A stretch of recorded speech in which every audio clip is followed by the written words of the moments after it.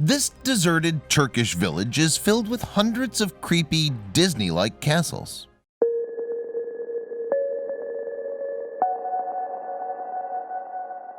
But before we start, please make sure to subscribe to Did You Know and hit the bell so you never miss an upload from us. Also, leave a like right now.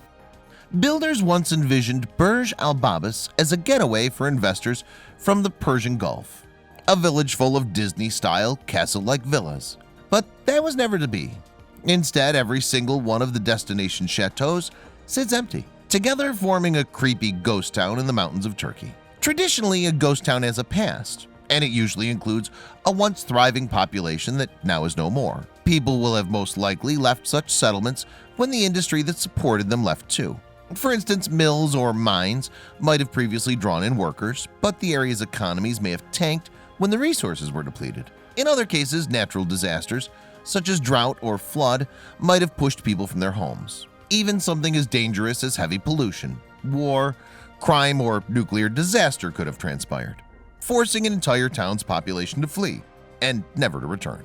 Yet, although the story of a ghost town may be distressing, the abandoned structures left behind can certainly spark intrigue.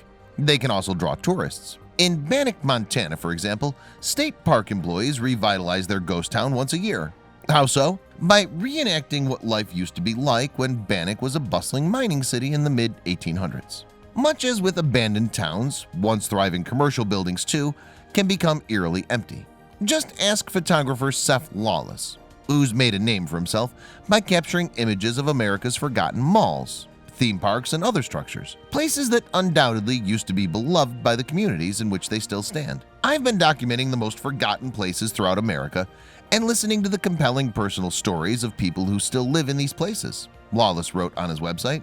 Their stories and experiences are part of an untold chapter of American history that needs to be heard. One of the deserted Ohio shopping centers that Lawless photographed has special meaning for him, however. Randall Park Mall used to rank as one of the nation's largest malls, but it was abandoned over time.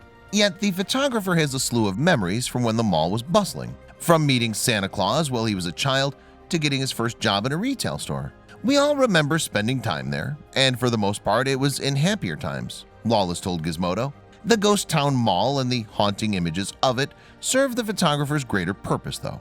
As he told the Today Show, sometimes words just aren't enough, so I started taking pictures. For most of these shopping centers turned ghost towns, the desertion is due to a lack of cash flow. Perhaps an anchor business, such as a popular department store, leaves, which reduces foot traffic. And as a result, other stores suffer and close, until ultimately the entire mall is empty. Around the world, newer residential developments have suffered a similar fate. That is, a lack of interest from buyers or economic downturns have shut them down too. China is notorious for building modern cities that remain unfilled, and there are multiple theories as to why this happens so often there.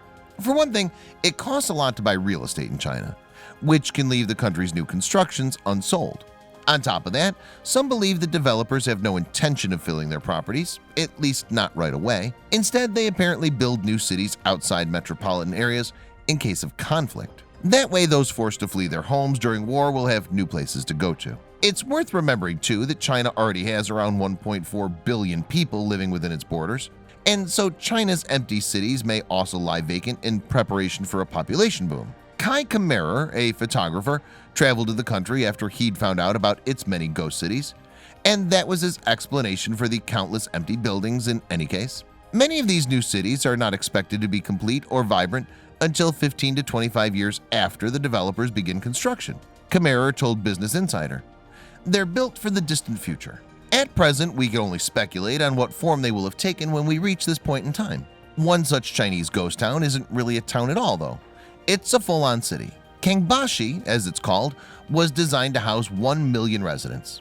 Along with the residential buildings that it contains, the conurbation also has an airport, a museum, parks, theaters, and statues. The only thing missing are the people, who may or may not show up to live there. Another interesting Chinese ghost town lies in the country's eastern region.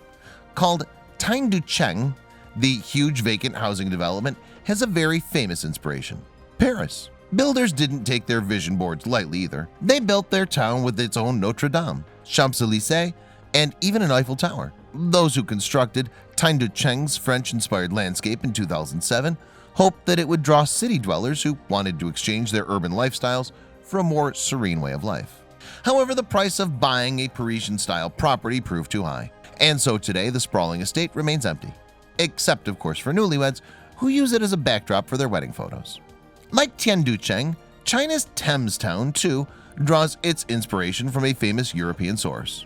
This time though, the emulated city is London. The Chinese version has its own snaking waterway, just like the English capital, as well as a plethora of city's iconic red telephone booths. There are even sculptures of James Bond and Harry Potter. But the $800 million Shanghai construction project, which spans just a single square kilometer, failed to attract the 10,000-strong population for which it was designed. Instead, Thames Town, too, sits eerily empty, save for its few residents and those who drop by for photo opportunities. In nearby North Korea, meanwhile, a ghost town served a political purpose. Next to a military-free zone stands Kijangdong, a northern settlement meant to entice South Koreans into defecting. The village, which was constructed during the 50s, displays the seemingly wonderful lifestyle that to all appearance awaits on the other side of the border. Official reports state that 200 families live in Kijangdong. However, those who've observed the village over time have realized that this simply isn't the case.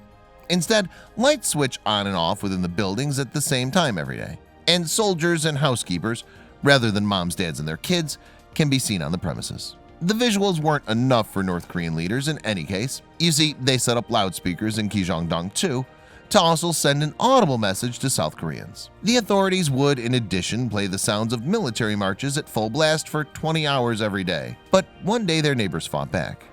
They blared rock music at full volume toward the north, and eventually both sides agreed to turn off the music for good. In the case of Burj Al Babas, however, political tensions was not the destination's undoing. Rather, it was the developers' lack of funds, which hit them more than halfway through the project. At first, though, the developers envisioned hundreds of gorgeous French-style chateaus tucked into the mountains of Bolu in Turkey. The Saro Group started to develop Burj Al Babas in 2014, imagining, as noted, that their chateau-style homes would draw in wealthy investors from the Persian Gulf. Each abode was to have the same aesthetic, according to the destination's website. On the outer facade of the buildings, no modification shall be allowed, said the site. That way, each property would have identical features. These clearly visible hallmarks, including curved turrets, Juliet balconies, and ornate details to mimic the look of a fairy tale castle. Meanwhile, inside the properties, buyers would be permitted to personalize the look to their tastes, even if it didn't match the given home's romantic, Disney-like exterior. Within Burj Al Babas, there was to be plenty for residents to do as well. Along with including the aforementioned shopping center, developers promised to build a fitness center, restaurants, and meeting rooms. The list doesn't end there either.